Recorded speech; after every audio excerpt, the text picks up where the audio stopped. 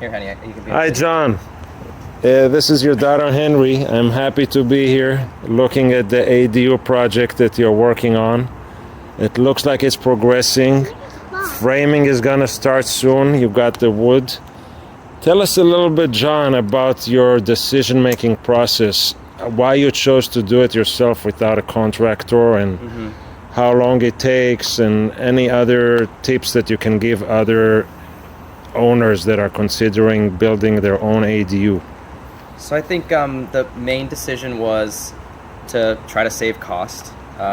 We got some quotes, and we were getting numbers anywhere between $300 and $500 a square foot. So for a 600 square foot ADU, it was going to be $300,000 or something like that, which was more than our budget.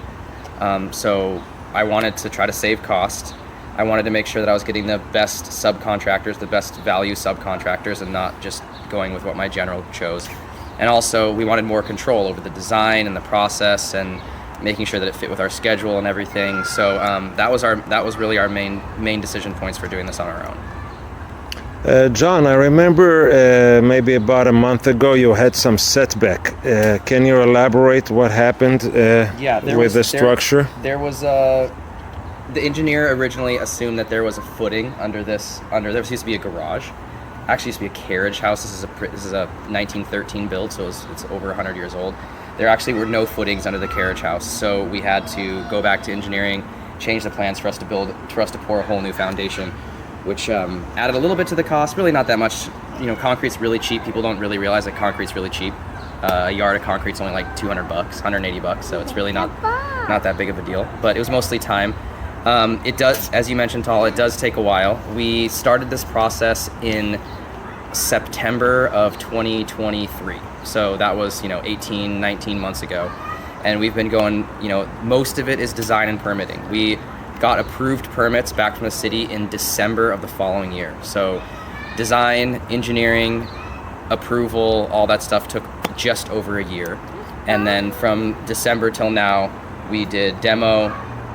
We've had multiple inspections, and we got the foundation and retaining wall poured and inspected, and now we're ready to start framing.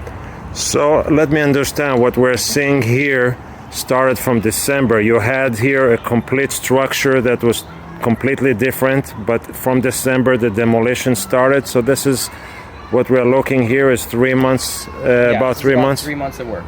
We probably had about maybe a month of delays because of there being no footings. So this would probably be about 2 months of work, and we had a week and a half of delays because of the rain.